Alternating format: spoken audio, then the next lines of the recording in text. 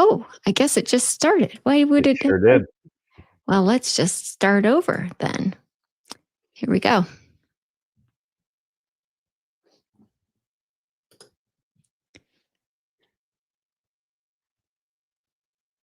Is it going to play? I guess it's not. All right. Well.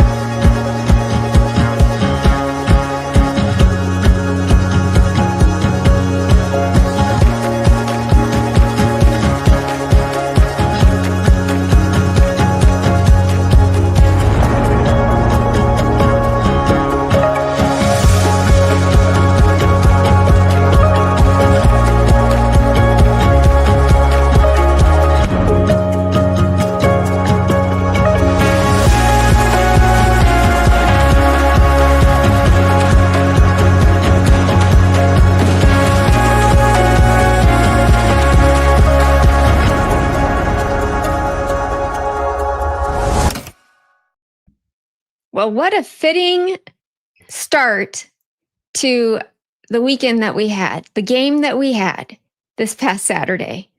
That just seems perfect, doesn't it? It was a Gachula and Pritchett special. False start, everybody. So flag on the play. Welcome everybody. I'm Minnie and this is Fred, and we're here from Monday Night Therapy. We're glad you joined us for a new show talking about what happened this past weekend with beating MSU 38-27. We pulled it out. Yay! Go Big Red.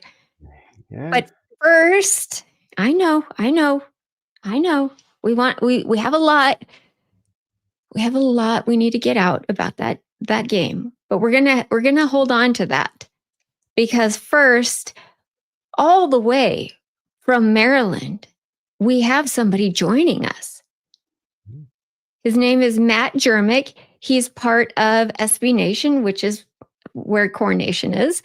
And just from the sounds of it, he's not too keen with the way things are going in Maryland. But we're going to pick his brain and see kind of what we're in store for this coming Saturday. Yeah, hey guys, how you doing? Good. How are you? I'm great. Happy to be on. Thanks for having me. Yeah, thanks for coming. So you were telling us right before we got on that you call this, what did you call it? Something September? Oh, September Maryland. Yes, the famed September Maryland. Many Maryland fans will know exactly what I'm talking about. Maryland is 19-3 over the last 5 years in the month of September, and I believe 12-22 after that over the last 5 years. So this is the first game Maryland's going to be playing in October. No, second game it'll be playing in October. Sorry, got my date wrong.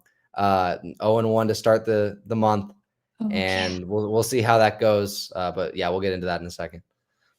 Oh my goodness. Well, yeah, you just played Washington at home, and I mean, that game looked like you guys were dominating almost the entire, and it was a sold out crowd, right?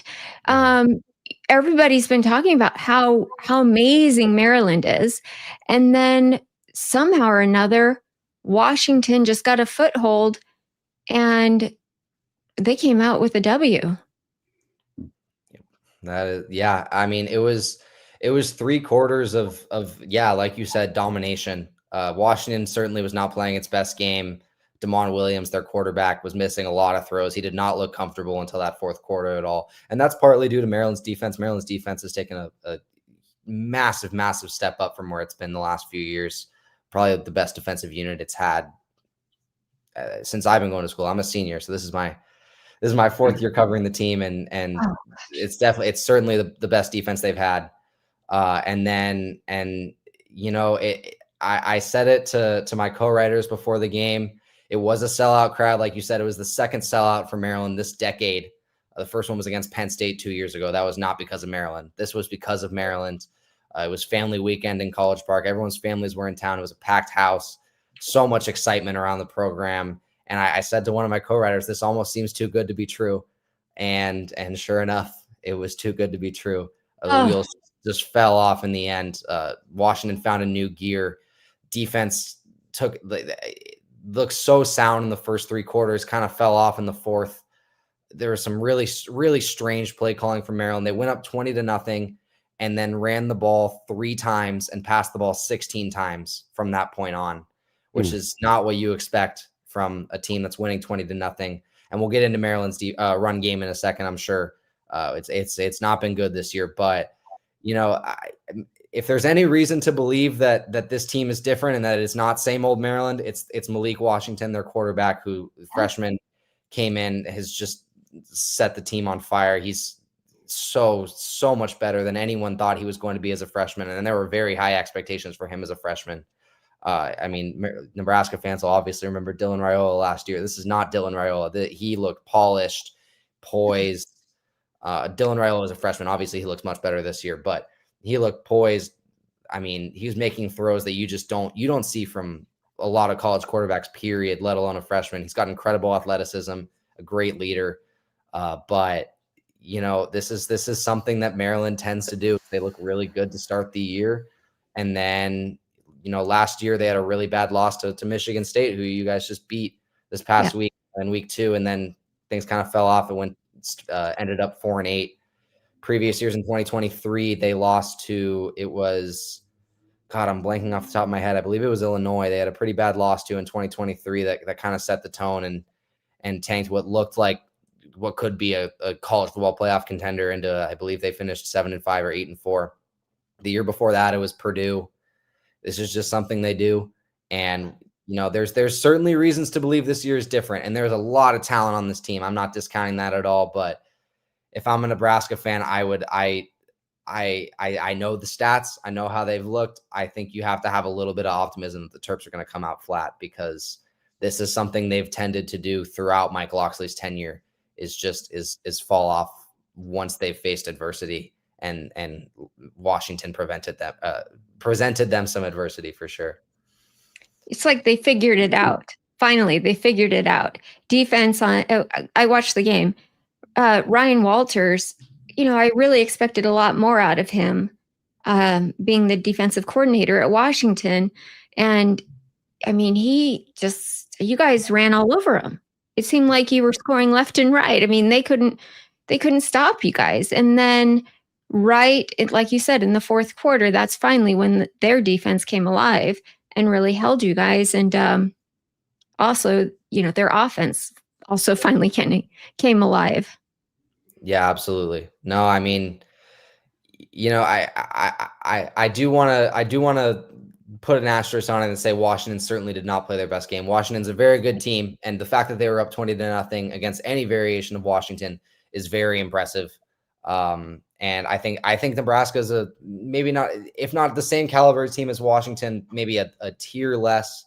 It's a very good team. I think a lot of Maryland fans are a bit pessimistic about this game coming up, and it's not going to be a sellout crowd. I can tell you as a student, it is fall break this upcoming weekend, and everyone will be getting out of town. So I don't expect the crowd to play much of a factor at all. I know Nebraska fans travel really well. Should hear a lot of cheers for the Huskers on Saturday. Well, that's good. We like that. That always helps us. Okay. You guys beat, you beat Wisconsin, right? Yes. That was actually a good game. I was at that game. Actually, I took the trip out to Wisconsin. No one expected Maryland to be competitive in that game. Maybe competitive, but certainly not in the way that they were. I mean, I think the final score was either 27-10 or 27-17, but they went up 27-3 at one point and the game was over. I mean, Camp Randall emptied out. They looked just phenomenal. Malik Washington, I cannot overstate enough how poised he is for a freshman. He's wise beyond his years. He's a great operator inside the pocket, outside the pocket. You'll see him make some throws that just wow you. He's got incredible arm talent. That could have been, once again, Wisconsin obviously is having one of their worst years in recent memory. And, I don't want to put too much weight into that game. I think this will be a really telling game for what Maryland can be this year. If Maryland comes out the way they did the first 3 quarters against Washington, it's going to be a great season for them. If not, I think Huskers fans if Maryland comes out flat, I think Huskers fans can feel pretty good. Well, and that's the thing. Like Mike Loxley, I remember at the Big Ten Media Days, yes, I had to do my shameless plug. He said he let his locker room get away from him last year. And he said he will not let that happen again. Like almost like a death threat. This is never going to happen again, because he's been coaching a long time. It looks like, Maryland doesn't have the biggest NIL budget, right? Mm-hmm. But, being part of the Big Ten now with the revenue share, that helps out. It looks like they went after a lot of younger players, but highly recruited younger players. No, I mean, well, if you look at the area we're in, the DMV, I mean, we're 20 minutes from DC here in College Park. There is so much talent at the high school level in DC. Up in Maryland, Malik Washington was at Archbishop Spalding, one of the best programs in Maryland. He was very highly recruited. Penn State, I know, tried really hard to get him. Northern Virginia as well. There's a lot of talent. I think Loxley's MO as a coach he's done a phenomenal job of really tying in those getting those local recruiting ties set to get guys like Malik Washington, to get guys like Zahir Mathis and Sidney Stewart, who Maryland's freshman edge rushers, who have just been one of the best stories in college football. I mean, they have looked so good, and edge rusher is not a position you expect freshmen to come in and make the impact that they have made. Zahir Mathis had 5 pressures last week against Washington. Those two combined for 6.5 sacks in the first 4 games. Zahir Mathis had a block kick as well. I mean, they look incredible. And that is one thing I will say with Dylan Raiola. I mean, I'm very high on Dylan Raiola. I like him a lot as a quarterback. But looking at his stats, the one thing that really stands out to me that I think Maryland could take advantage of is he has the 3rd highest pressure to sack ratio in the country. So when he's pressured, he's not the type of guy that's going to be able to create off schedule. A lot of those plays turn into sacks. And if Maryland can get pressure on Dylan Raiola, which I think they can, then they can really handicap that offense and take off. Yep. Vince brings up a good point. He says Maryland leads the Big Ten in sacks at 19. Yeah, no, the pass rush is real. And that was another thing last week. Sidney Stewart got ejected for targeting in the first half. So they didn't have him in the second half when they really could have used a pass rusher like that. And he'll be active all game. It was in the first half, so he doesn't have to miss any time against Nebraska. But having him back is going to be huge. I know Nebraska has not been the best pass blocking team in the country, so we'll see. We'll see how that goes. But there's a lot of talent on Maryland's defensive line, a lot more than I think even I, who was pretty high on them going into the season, expected. Oh, great! That just that kind of made me nervous. I'm not gonna lie. Well, I mean, last week Michigan State's defense is supposedly poor and their front seven's poor, and they got plenty of pressure and sacks on us. So it's like you got this D-line with guys that are actually good. That's concerning. We need to play call around it. Yeah, and your quarterback, that guy's phenomenal. Like super quick release, like really just he zips it. Like, yeah, it was very impressive. And so, like you said, they threw a lot more in that last stanza of the game, because I think he threw 49 times. So it's like, why? Like, because I was watching the highlights and I knew the score before I watched. I was like, how the hell did they lose? And then it was just like it just all stopped, I guess, for your offense.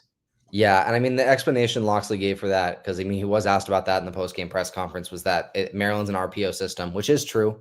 They're very heavy RPO usage, and his explanation was just a lot of the RPOs ended up being pass looks. That's not a good explanation in my opinion. I mean, Maryland gets into 2 tight end sets and tries to ground and pound a lot. But I will say, if you're a Nebraska fan, one thing you can be optimistic about is Maryland their run game has just been abysmal. There's no other way to say it. They're averaging 3.3 yards a carry this season in games where they've had the lead, and they've been in spots where they've been able to really emphasize trying to run the ball. They just have not been able to. Nolan Ray, who is really expected to step into a big role at running back this year, has just not been effective at all. It's really been redshirt freshman DeJuan Williams who's taken that top running back role. It's about a 60-40 split between those two. but neither of them have been able to break the big explosive. I think their longest run last week was 8 yards. I think a lot of Maryland fans were expecting Malik Washington to be a little bit more of an asset with his legs. That was something he was advertised as. I do know that he had surgery on, I believe, his knee in the summer. So, maybe it's just a case of him having the jitters and not wanting to re-aggravate that. But you'll notice he rolls out of the pocket and he's very visibly hesitant to scramble. Most of his runs have come in the red zone. I believe he has 3 rushing touchdowns on like keepers or little, design runs in the red zone. He's 6'5", 230. So he can absolutely, fall forward for, 2 or 3 yards when you need it. But Maryland has not been able to run the ball. And I don't have any reason to believe that they're going to be able to. And that's not just a running back problem. That's an offensive line problem too. I believe they were averaging under 1 yard before contact last week against Washington. So the holes are just not there for them to run through. And I haven't watched any Nebraska games this year, honestly. I don't know how that front looks, but I know about the country boys. I know I'm sure they got plenty of size on the interior. So it'll be a fun battle to watch. Move, so yeah. It's but like, I mean, frankly, you may not need to have them against Maryland. You may not need to have them move against Maryland because they just haven't created explosives at all. I mean, if you can plug the holes, that might be all you need against this run attack. I don't know. Interesting. Yeah, when I was looking at you guys, go ahead, Fred. I'm just saying I'm not falling for it. That Sheehan guy got us last week. I thought we were going to kill Michigan State. And that guy's like, we're, and anytime you give up a kind of a bit of a collapse like that, it's like reason for concern. But it's like sometimes I feel like we're like hold my beer when it comes to certain just ridiculous things that happen. And we've gotten out of our way better this year. Like we're winning games that we would have lost consistently, like all the time. So that's something we've improved upon, but there's still some deficiencies. But like we've said, everybody has deficiencies, 4 or 5 weeks in. I kind of worry that we could have our October swoon as well, but I don't think we will. But yeah, I can't wait. It'll be interesting to see what happens with this one. Hope we can contain your quarterback too, because that guy's he was like, I'd heard about him, but I watched him. I was like, dang, that guy's good. He's really good. I mean, ESPN called him the best freshman in the country, which I mean, it's a talented freshman class this year. I mean, Bryce Underwood at Michigan. I'm gonna butcher his name. I'm not even gonna try. The kid at Cal was starting at quarterback. But he's looked phenomenal. If there's any reason to believe that Maryland is a different team this year, it's because of him, 100%. And they're doing, and I don't have future year schedules in front of me, but I assume Nebraska is going to play Maryland at some point in the next 3 years, and I have no reason to believe Malik Washington is going anywhere. I mean, he painted himself as the local hero. He's going to rebuild his school. He signed an NIL deal with Pepsi last week through Maryland's NIL fund. He's got a lot of NIL money coming in, and I'm sure they're gonna throw the revenue sharing bag at him if and when he gets big transfer offers this offseason. Oh yeah. Oh, that's Pepsi. That's huge. I mean, Dylan got one with Bisquick, but otherwise, I don't know. Hey, I like Bisquick. What's wrong with that? Yeah, he's the real deal. I loved watching him. I'm like, gosh, he's only a freshman. The way he throws his darts, always on target. In places where they can't get picked off, he's a good quarterback. I'm not gonna lie. Absolutely. No, but I mean, I think this game we're gonna learn a lot about both these teams in this game for sure. Both for Nebraska and for Maryland. I mean, I will have to say though, it looked to me when I was looking at the comparisons, like straight across, we've definitely played tougher opponents. Even though, our win-loss record right now is the same, our opponents have been putting us to the test. We, played Michigan, and, we came pretty close in that game. MSU is a pretty strong opponent as well. I'd say, almost like a Washington. Washington didn't, like you said, they didn't have their best game. But it seems like these other teams that we've played have definitely put forth their best game. And also we played Cincinnati and they're just on fire. We're their only loss. Really? Mm-hmm. Yeah, I saw that upset this past week. That's a much better win on the resume now. I know. Yeah. We beat Iowa State, and let's see, Iowa State beat Iowa earlier this year. So it'll be interesting to see how we match up on the field. Yeah, no, absolutely. I mean, I think it was 2 years ago, I believe, maybe 3, the last time these teams played each other was 13-10. It is not going to be a 13-10 game. I'll tell you that right now. There will definitely be more points than that scored by at least one team. I mean, there's certainly a possibility that Maryland's pass rush just overwhelms. I mean, we talked about the offensive line. We talked about Raiola, not being the best at avoiding pressure. There is certainly a world where Maryland's defense comes in and just wreaks havoc. There is also certainly a world where they don't, and Maryland has a very frustrating loss. Yeah. Tony asked a good question here. Is Mike Locksley on the hot seat, being up 20-0 and then taking that loss like that? Yeah, I mean, hot seat's a strong word. Maryland has a new athletic director this year. Their athletic director left in April for SMU, and I think he has a much better relationship with the new guy. I'm very much on the same page about the revenue sharing stuff. I think a big part of you talked earlier about Locksley saying he lost the locker room. A big part of that was the NIL. I mean, they had, I believe, upwards of 30 players transfer this offseason, a lot of starters, and a big reason for that was NIL. Billy Edwards, Maryland's quarterback last season, transferred to Wisconsin. He got a bunch of money from Wisconsin. Roman Hemby, their running backs at Indiana now for the same reason. And Loxley's alluded to that. We don't know the specifics, but he's alluded to a situation where it's, let a young guy, invest in a young guy or pay a guy who deserves it. Some of those conflicts, I think, were a big reason why he lost the locker room this year. It does not seem the same way this year. I will say, though, that I think Maryland really has the potential to elevate to the next level and be a truly great program. I mean, especially in the revenue sharing era. I mean, it's the big state school. They have the money. They're in the Big Ten, right on top of one of the biggest recruiting hotbeds in the country. And even with all that, even with Locksley tapping into all that over his tenure, they just always come short of taking that next step. And I've seen a lot of opinion pieces in the next week, not necessarily calling for him to be fired, but saying, hey, if Maryland is content with being a 7-5, 8-4 type school, Locksley's a great coach, but he's never going to be more than that. And I think Maryland really has the potential to be more than that. I wouldn't be surprised at all if it's another 7-5 season. Maybe he gets another year.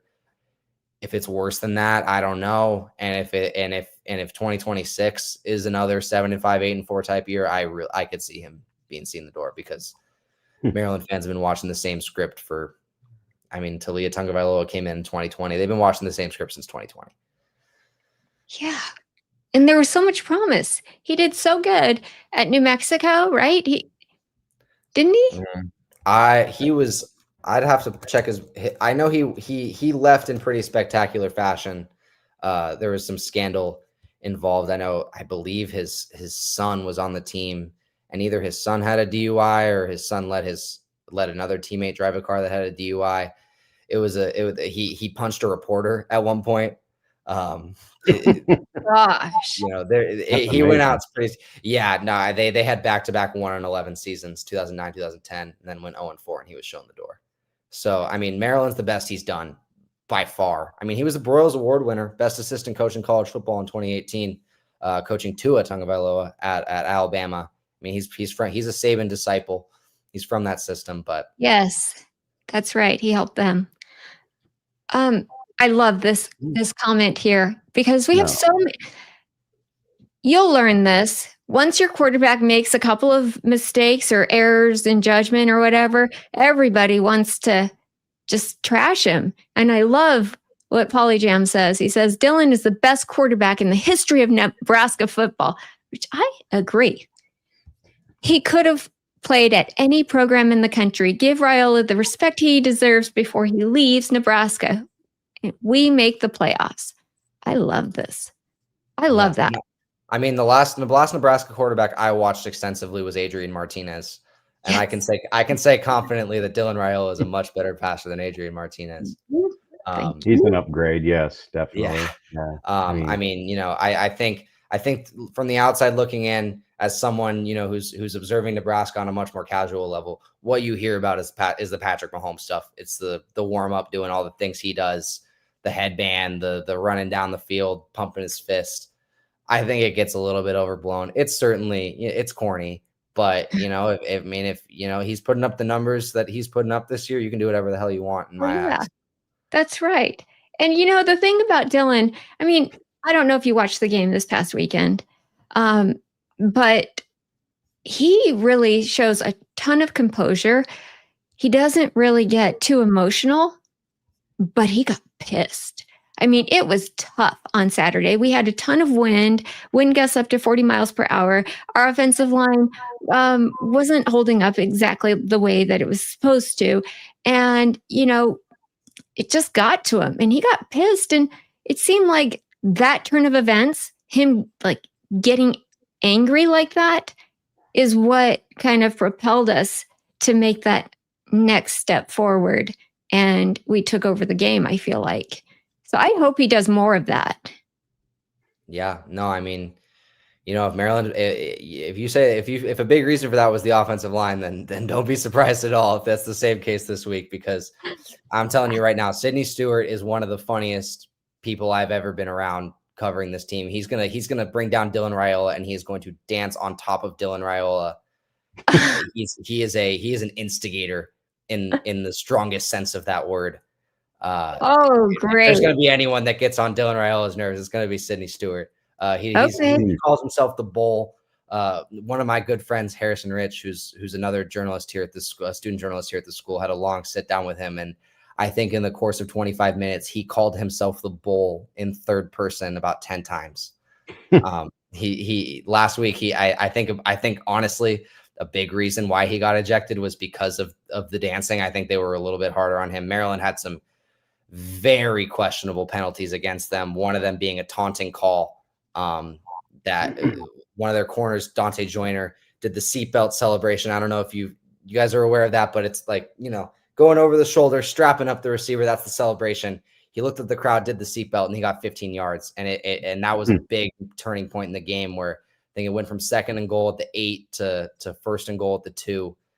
Washington scores their first touchdown of the game 1 play later. So we'll see if Maryland needs to tone it down a little bit this week, because their cockiness definitely got the best of them last week. But oh yeah, well they're a showboaty team. Are they? Yeah, we haven't had those kinds of problems. We've had offensive line like penalties, just things that we shouldn't be having right now. They should not be happening. So blocking, tackling, stuff like that. Blocking. Well, not entirely all that, but yeah. The thing is we have not had a consistent front 5 on our offensive line. We finally figured it out who are, consistent for the entire game this past game. And I thought overall, I mean, I know there's some holes and they need to get worked out, but I thought overall they did okay. Not great, obviously. But consistency is key on offensive line. Yeah. Well, it's just the fact that they got great edge rushers and our tackles are still work in progress is what concerns me. That's the biggest thing. Inside, I think we'll be okay, but if they're rushing off the edge, like I haven't seen them, but if they're as good as he's saying and they have the, Chad will have fun with the sacks to prove it, then it's like that's concerning. That's where I hope we can game plan around it somehow and not just get those tackles and Dylan killed all at once, Mm-hmm. Yeah. Yeah, and I think one thing to add on to that is Maryland has been very opportunistic on defense. I think the biggest example of that by far was week 1 against FAU. FAU is not, they don't have a bad offense at all. And last year, the biggest problem with Maryland was they gave up deep ball after deep ball after deep ball. It killed them. I mean, you all watched Aiden Childs last week. Aiden Childs is not a throwing quarterback. Aiden Childs had 360 passing yards against Maryland's secondary last year. I believe Nick Marsh had 180 receiving yards. It was a disaster. it's not the same team this year. We came in week 1 really worried that FAU runs the air raid. They were going to try to take the top off of Maryland's defense, and Maryland had 6 interceptions in that game. They will take advantage of the mistakes if Raiola makes them. We'll see if Raiola makes them. He's obviously improved greatly year over year. I haven't watched him extensively since last year, but Maryland's defense can take over a game. Absolutely. They have the talent to do it. They have the play style to do it. I'm not saying they will. They haven't every game, but they can. Well, I hope our offense doesn't make your defense look better. That's my only hope. How are you on special teams? Somebody wants to know, how's your kicker? That's a funny story. Maryland's kicker is Sean O'Hare, who is a native of Kildare, Ireland. O'Hare from Kildare.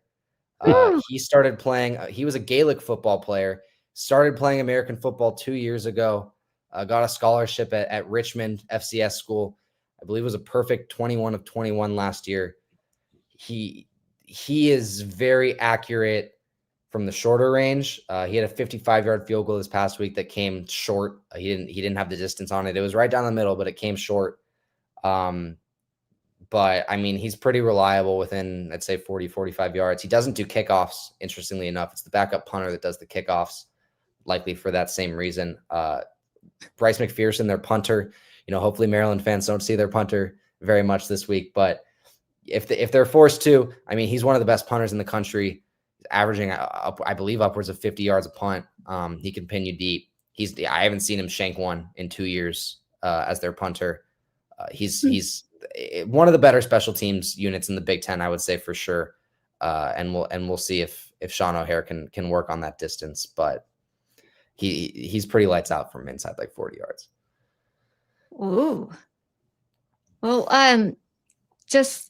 we're sounding like we match up even better than I had hoped, than I wanted, because our special teams is kind of kick ass. I'm not going to lie. We have a tremendous special teams.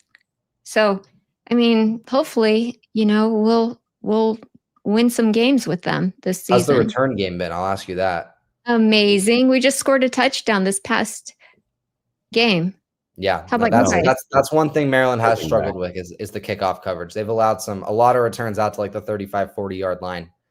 They haven't none that have been like really, really broken, but there have been teams starting with a lot more advantageous field position than they want. Nice. No, I was reading Roger Moore.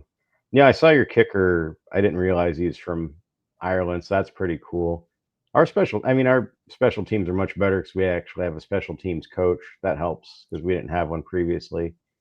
I mean, we had one, but he didn't do a job. But yeah, I mean, I don't know. Our return game has been a little bit better, but we'll see. I don't know. I feel good about our field goals and our punting because we got our Australian punter, and he's ambidextrous and he can also throw the ball probably as well as Dylan, maybe even a little bit better in some circumstances, and he's bigger and stronger. But yeah, we have pretty solid special teams now this year too, so that's pretty. Those Australian punters are different. Yeah. Is he an Australian rules football guy or a rugby guy? I assume he came from one of He was Aussie rules football. Yeah. Aussie rules. Yeah. I mean, those guys are monsters. Yeah, we're pretty fortunate to have him. Mike Eckler came from Tennessee, so he was the special teams coach there, and they had a top special team in the country last year. So he came back to Nebraska. He used to coach at Nebraska, and I mean, he's totally transformed our special teams. We were 110th in punt returns last season. I wouldn't be surprised if we don't finish in the top 3 this season. Yeah. So yeah, I mean, pretty excited. Bryce McPherson's going to give you the distance to break some for sure. There's not going to be there's not a lot of fair catches that you see on those punts. Okay. He's got the leg to give you some room. This will be exciting. I'm getting more and more excited about this game. A little nervous, but everyone's saying the weather's going to be good. Mm-hmm. So we had horrible winds in Nebraska this past weekend that were a huge factor in our game. Yeah, no, I mean that is not. It is. Maryland's got great weather this time of year. I mean, I was in Wisconsin 2 weeks ago. I was driving to the stadium. I got caught in the first Midwest rainstorm of my life. That was something else. I'm from San Francisco. I go to school out here. I'd never experienced anything like that in my life. There's that's not a worry for Nebraska this week at all. I'll tell you that. Nice. Good for you for surviving it. Those can get a little dicey when you're driving in them. Yeah, it's exciting. Yeah. Well, yeah, okay. I mean, yeah. I'm sorry. It looks like you guys are after us. I mean, who do you have on your schedule? So after Nebraska, I can pull up the schedule now. It gets a little bit. They've got some tough games ahead of them for sure. I believe 3 ranked opponents as of now. They're playing UCLA after Nebraska, which, I mean, theoretically that's an easy win, but we saw what happened with Penn State last week. So that's not a short flight. It definitely makes a big difference. I think we saw it this past week with Maryland. I mean, Washington. It's a 5.5-hour flight, 6-hour flight across the country. Do you think that the flight had anything to do with their slow start? Washington. That's what I wondered. I mean, I think last year we saw the same thing. I mean, Maryland came in, they hosted USC, who obviously, didn't have the best year last year, but they're still USC. They had lost 37-10 to Northwestern the previous week. To Northwestern, not a powerhouse. And USC flew across the country. Obviously, the first year they expanded Big Ten, and Maryland upset them. I think we saw this past week with Penn State. Mm-hmm. That flight, that's a real thing. It's a very real thing. I don't have the stats in front of me, but teams flying across the country are not as good as they should be. And we'll see how that game goes. I think, if Maryland loses to Nebraska, I think they have to win that game, because after UCLA, it's Indiana at home, ranked number 7 in the country right now. Then you get Rutgers. Maryland has very good history against Rutgers. It's a bit of a rivalry. And then number 17, Illinois, number 15, Michigan, and then Michigan State to clear out the year. So, I mean, Nebraska's not necessarily a must win, but it's damn close to it. Maryland's they only need 2 more wins to clinch a bowl game. But I mean, Nebraska, assuming you lose all 3 of the ranked games, which I think is more likely than not, you need 2 wins against Nebraska, UCLA, Rutgers, Michigan State. If you can get one against Nebraska, that just clears the path to a bowl game so much, because I mean, you could definitely pull out 1 win against UCLA, Rutgers, Michigan State, but you do not want to be in a situation where you lose to Nebraska, you fly across the country, come out flat against UCLA, and all of a sudden you're 4-3 with 3 ranked opponents left, and you got to squeak out 2 wins.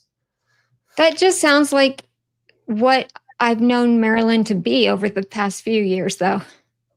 The bowl, yeah. I mean, they went by, like, yeah.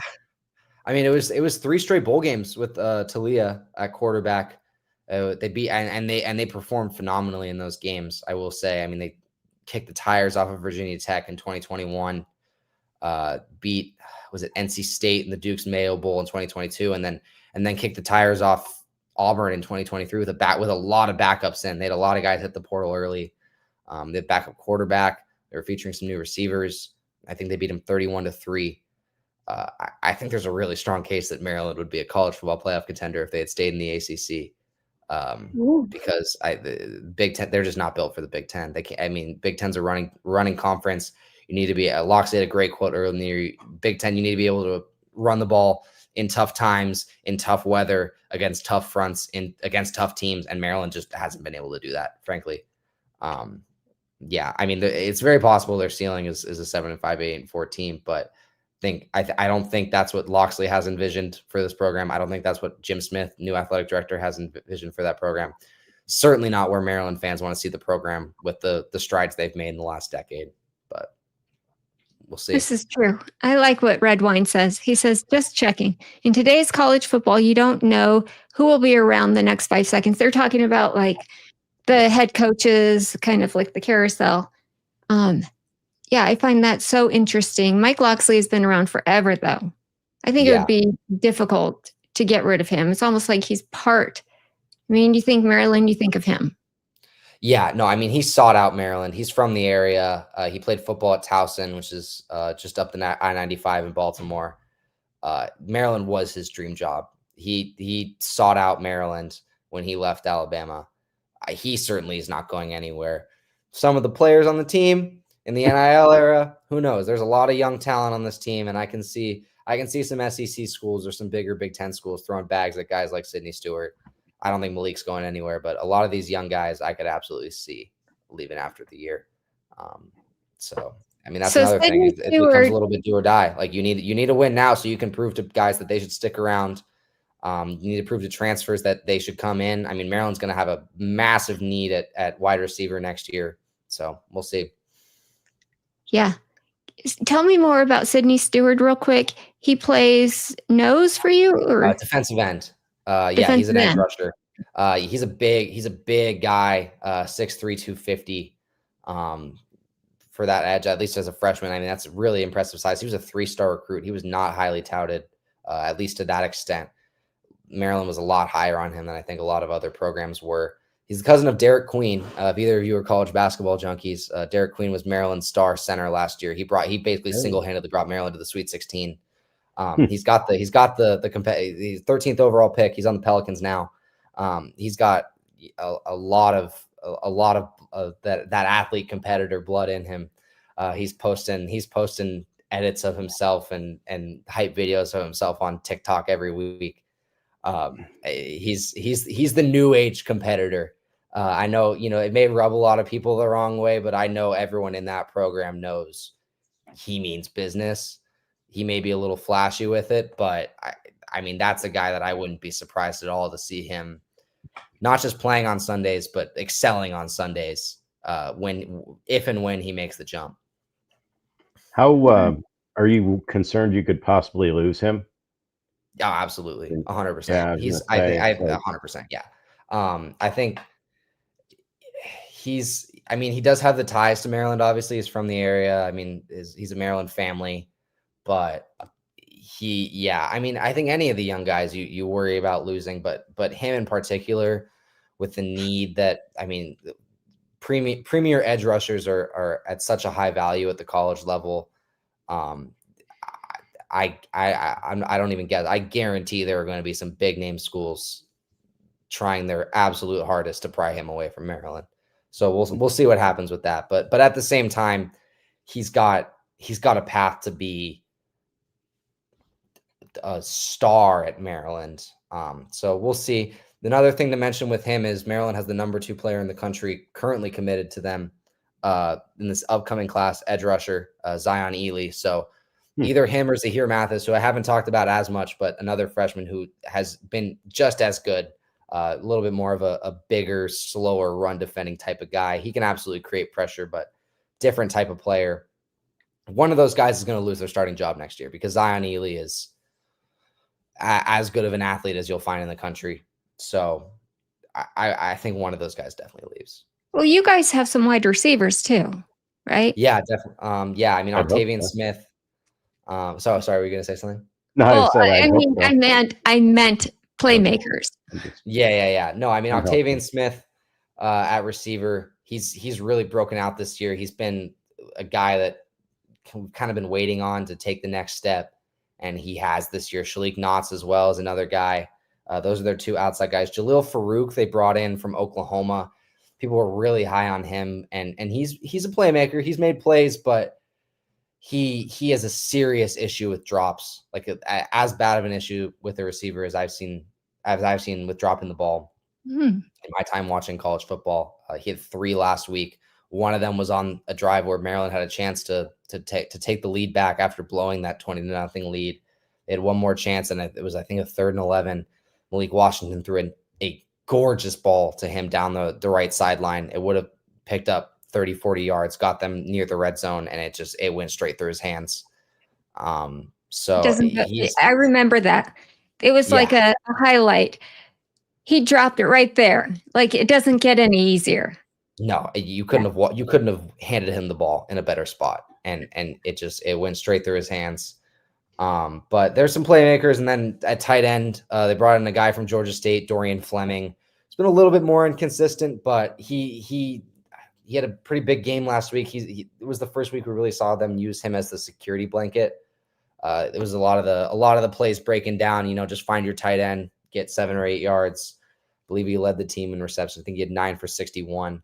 But we've seen him make some plays after the catch as well. He had a really big play against Northern Illinois. I think he went for 50 yards, broke like 2 or 3 tackles. We've seen him do that, but that's not, you're not playing Ohio State. There's no Jeremiah Smiths on this team. There's no super, super high caliber guys, no guys that you're going to be seeing excelling on Sundays, but a lot of productive receivers who can do what they need to do. Mm-hmm. Yep. Well, on that note, I guess we will see you on Saturday. Yeah, no, thank you for having me. I mean, unless you have any questions for us. Yeah, no, I mean, this is a Nebraska show. I don't know how much these fans already. I assume these fans know way more about Nebraska football than I do. I mean, the one thing I will ask is I guess the one thing I actually do really want to know about is Matt Rule as a coach, because, obviously I remember him at Baylor.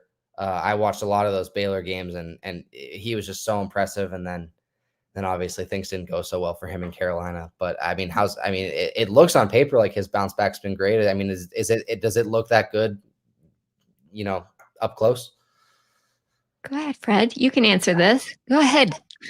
I think this will be a more muted third year bounce jump, whatever they call it, when he has a really awesome third year, just because it's a different environment now, with Nil in the portal and stuff. And he's had to make do with, he's have like other choices, like at different spots. Like he wanted a different OC to start with. He wanted Jake Peets, couldn't get him, had to settle for Satterfield.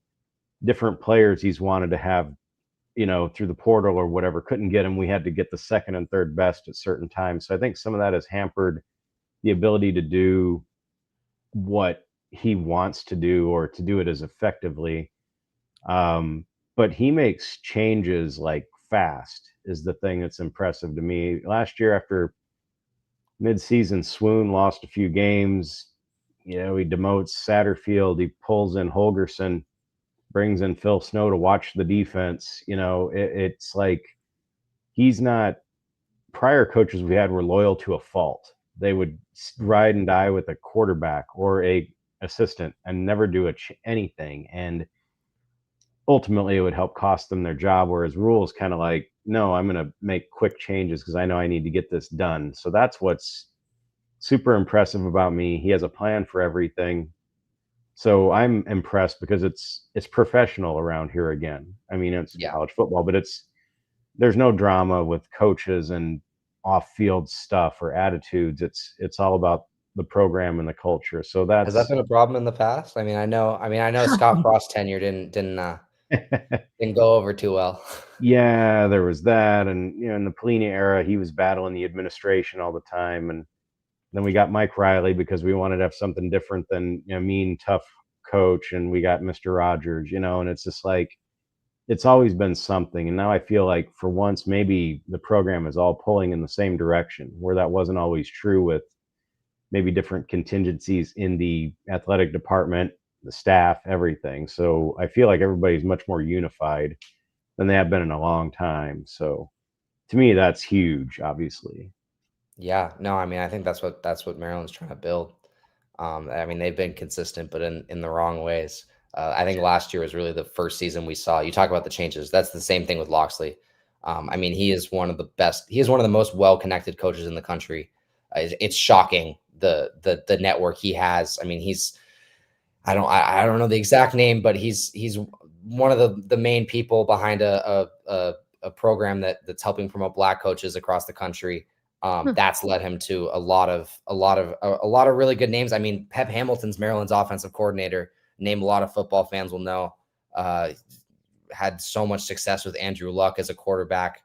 He's had some other good projects throughout the years, and he's doing the same thing now with Malik Washington. Yeah. But in the past, it's been very, the coaching staff's been very consistent. Last year was the first year we saw it basically get completely overhauled. 2 new coordinators, bunch of new position coaches. He took over play calling duties last year, which is over Josh Gaddis, who was the offensive coordinator, which is something we'd never seen Maryland do. So, you know, I think honestly, I think if you're Maryland, I think Nebraska is the type of program that, you know, maybe not the past decade, but, you know, before then, like that's the type of program you want to be, because you're just sitting. It's like, it feels like they're sitting on a pot of gold and just haven't been able to get into it for, I mean, since Loxley's been here. But anyway, yeah, I mean, that's all I have for questions for you guys. It should be a fun one. Oh, it will be. It will be. I'm excited to watch it now. It's going to be competitive. The thing is we are actually getting there a day early. We're not going to mess around with this business where, you know, we're tired. We're getting there early so that the guys have time to rest up and, you know, do what they need to do. So I'm glad that they're doing that. And I think that we're going to try and attack your weaknesses, which, you know, as you mentioned, is the run game. So I definitely feel like our defense is ready for that. Yeah. No, I mean, you know, if you can shut down the run, you know, take away a lot of the quick options, I think Nebraska's got a really good chance of you know, limiting Maryland to, I think Maryland had 20 points. I think you absolutely see a world where we see a similar, you know, 24-20 type game. It'll be interesting. Well, thank you so much for joining us, Matt. Yeah, thank you for having me. You, let's see, you're at Testudo Times, is that? Yes, testudotimes.com. You can follow me on Twitter at Matt Germack. So it's Germack. Sorry I gotta shout out my family. Not Germack. They said that at my high school and my I'm sorry, did graduation, my senior day. Yeah, no, it's a trend. No, it's everyone. I was on Sirius XM last week. They called me Matt Germack. But yeah, it's a hard G, Minnie, a hard G. Remember that. Okay. Hard G.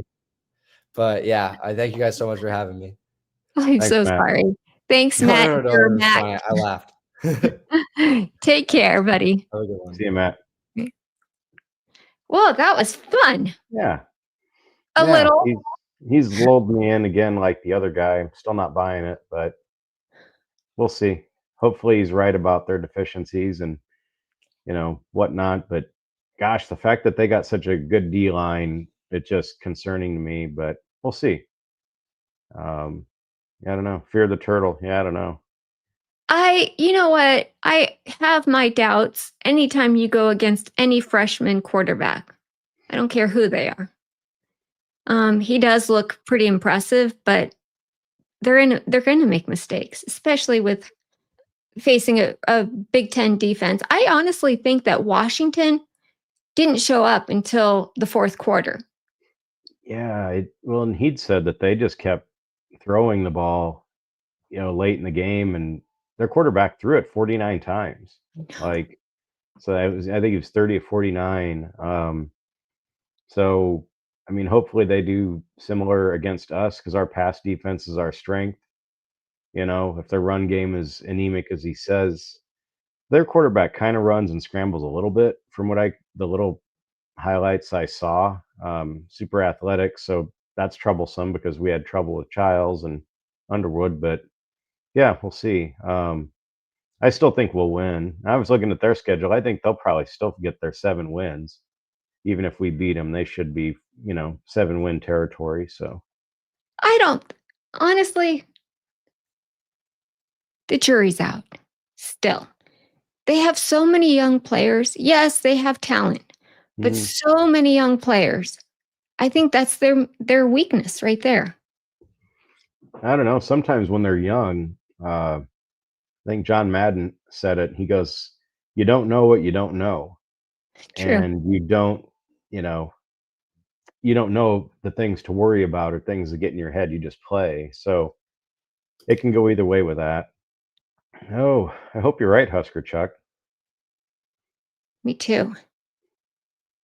I mean, our defense is on fire. We saw a huge step forward against MSU, right? We got some turnovers. I'll give them that. Right. We still had some busted plays. You know me, I expect perfection, Minnie. I'm sorry. I get It's it. in my DNA.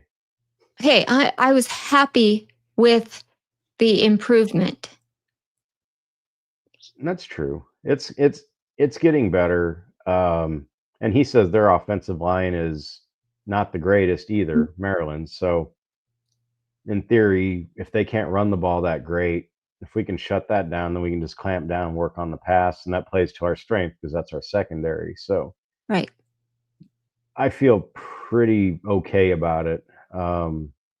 Still, they look damn good for the first 3 quarters against Washington until Washington woke up. But yeah, we'll see. Our offensive line. I saw we had the PFF talk, and I'm just like, it's RO line. It's more like PF Chang's because it just gives you the shits because it's just a disaster. But like, I Well, I hope they improve enough to keep your boy Dylan upright because it's the last thing we need is him getting hurt.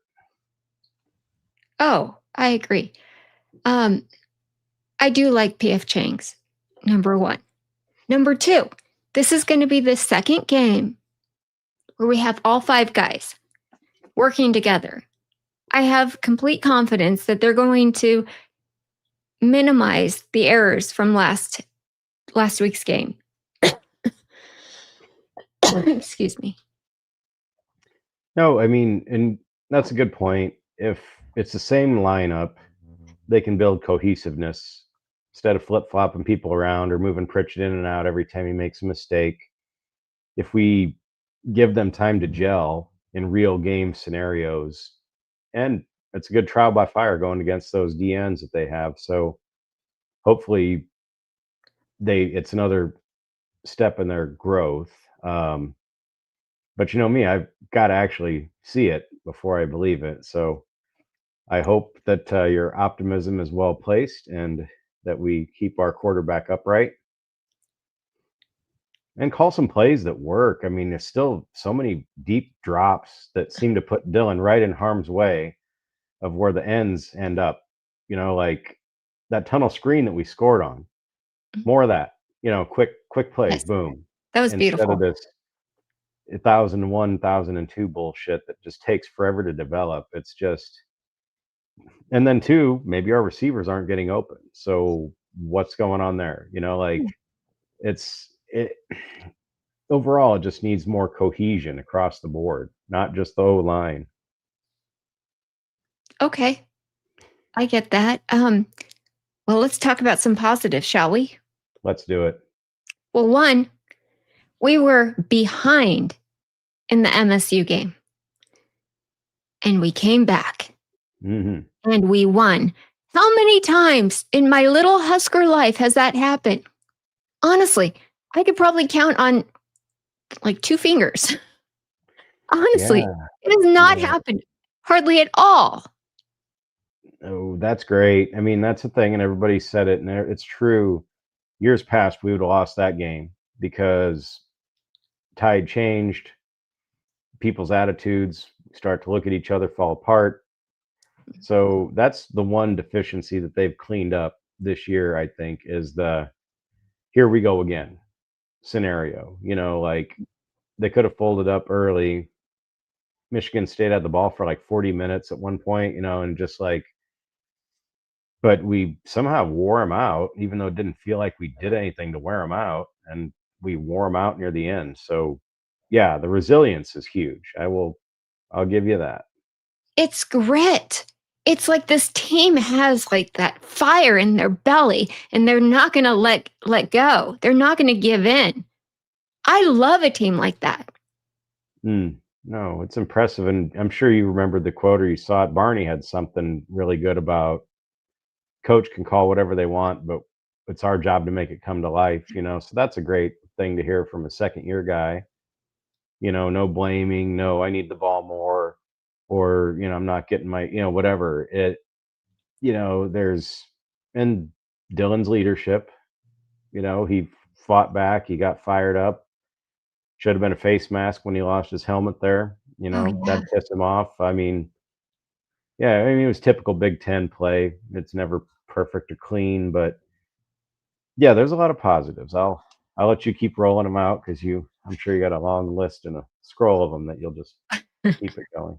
Well, Deshaun Singleton getting 2 interceptions. Mm-hmm.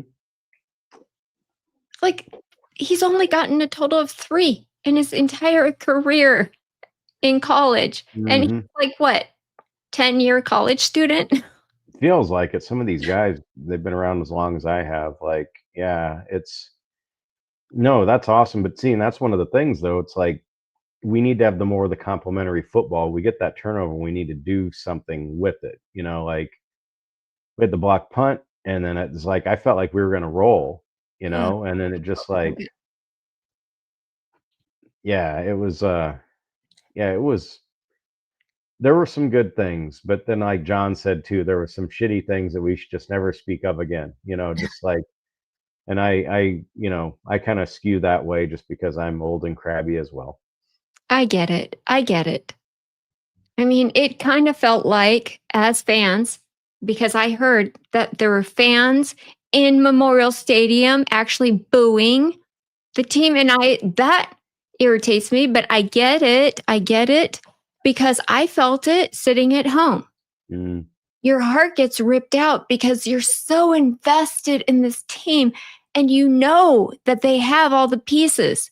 They just got to put it together, right?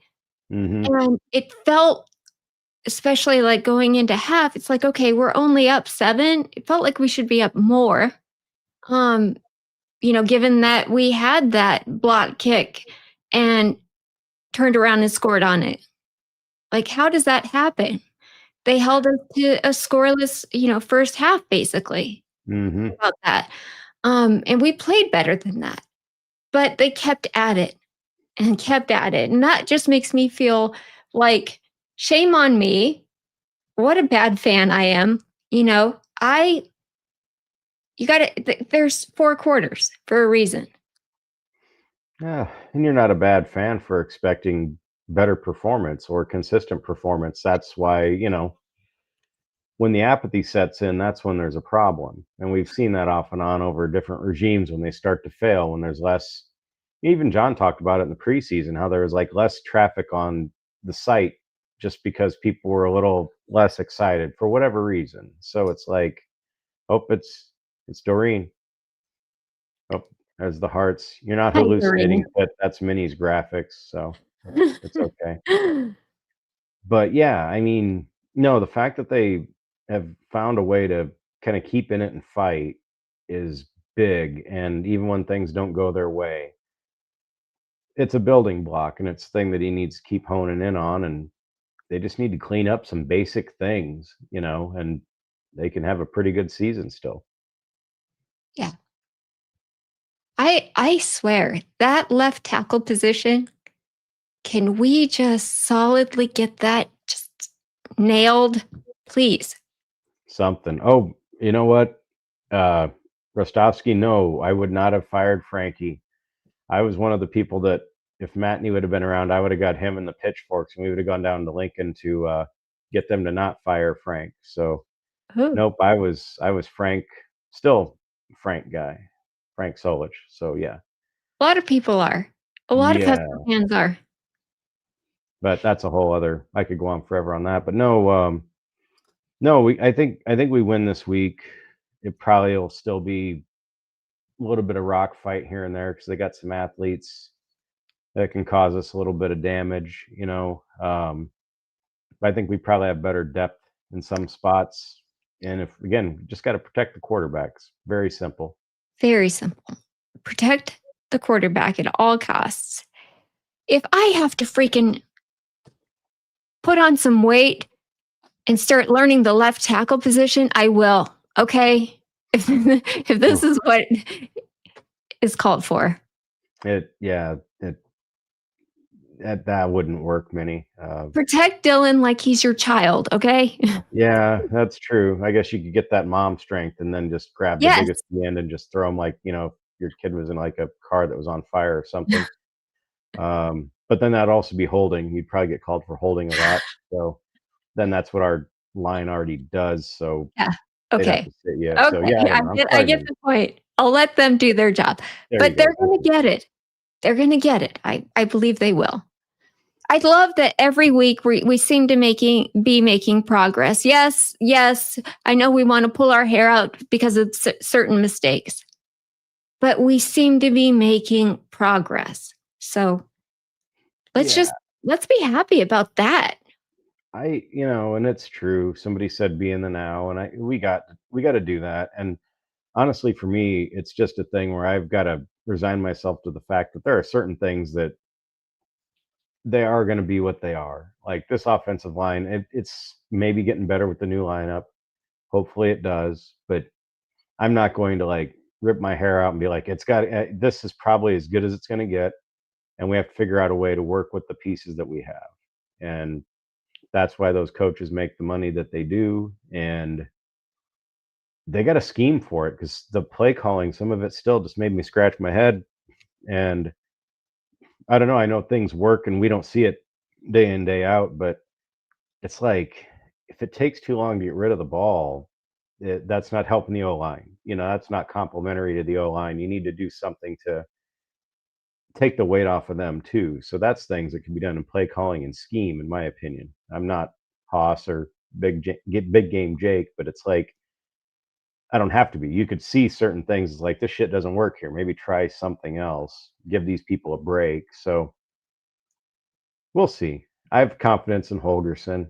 Um, I hope that Rule lets him kind of do what he wants a little more. Sometimes I think Rule gets a little more conservative on things, but the head coach is always going to be conservative. All right, Fred, let me ask you a question. This Oh, is here we serious. go. When you have a quarterback that is mainly, going to throw, not rush very much, your offensive line has taken probably more hits than other offensive lines. Doesn't that sound, accurate to you? Still taking hits if you're running the ball because you're running into each other. But the way that they pass block, sometimes we're backing up and like running away before the guy. Like I don't know. It seems we're not as aggressive in the pass blocking somehow. I don't know. I don't know how it works, but it just seems like it just looks odd to me. And they've taken a lot of hits, but honestly, and I'm a guy that loves to run the ball with Dylan at quarterback, like you say, play to the strengths. If we threw it 40 times a game consistently, I'd be fine with that. I think we would need to go to like almost like the old timey air raid offense to fully utilize Dylan's skills, but they need to do it quickly instead of plodding back there and getting him murdered. Yeah. Yeah. Well, it'll be interesting. I for one actually think that the offensive line is going to look better. Call me crazy, but it's only our second week with the same 5 guys. This is true. It's true, and it'll be a good test for them. So again, yeah, I applaud your enthusiasm. I hope you're right. Well, Yeah, right. there you go. That's what I've heard somebody else said something similar, Rostovsky, and that's why I couldn't emote it that way. But yes, but that's part of the reason why Rule kept Donovan Raiola is because there's like 4 ways or styles to coach the line. And he said the way Donovan does it allegedly is the way that gels with the way he likes to coach it too, or something. I don't know. So there's that, but maybe I don't know. They're not going to change their whole scheme just because we think that they pass block differently. So, yeah, I don't know. That's something that I could probably try and figure out and study because it is interesting if there's different styles of pad level and the way people move and whatnot. I don't know. This kind of isn't getting it done. Minnie All is right. crazy. There, Minnie. I may be crazy. I don't care. Call me crazy. Call me a Husker fan. What's the difference? That's true. We're all here. Yeah. If we were sane, we Justin probably Raji wouldn't be says, sitting here on a Monday. Justin Raji says, Minnie, you need to give Dylan his fair criticism as well. All right. You know what? I see Dylan on the sidelines going straight to Glenn Thomas. Thomas? Yeah. Yeah. Yep. Why did my mind go blank? Going straight to him, and they're looking at the iPad, going over the last plays, going over his mistakes. And this is his reaction when he sees something he does. Oh my gosh, like what a bonehead mistake. He like feels it. He knows. He knows. What more could you ask for? He's teachable. He's great and he's teachable. I can't. I just can't. That's as much criticism as I can give him. I just thought that was because his Raising Cane's order got, like shut down and they couldn't get it to him on the sideline. But no, he wants to win. There's no nonsense about that. He wants it. He wants it badly. He's trying to do everything he can, so I can't take away from that one bit. It's just need him, safe and protected. And yeah. My buddy has my back. Doreen says, Minnie represents the GBR community so well. Yes. Thank you. Does she get the graphic and the bit, or is that just on Thursday? No, it's only on Thursday. Sorry, Doreen. I thought you were going to get a special surprise here, but just nope. That's on Thursday. Doreen, you know that we have a lot of tomfoolery on Thursdays, so yeah, this is the serious show. So this is as serious as we get on this show. News over here. This is actually, I take that back. On Sunday nights, we have a very serious show. Mm-hmm. They go over the X's and O's. Oh, those guys are so tough when they talk about football. I love it. Do you have anything to add? I couldn't possibly top that. So no, I think I'm good.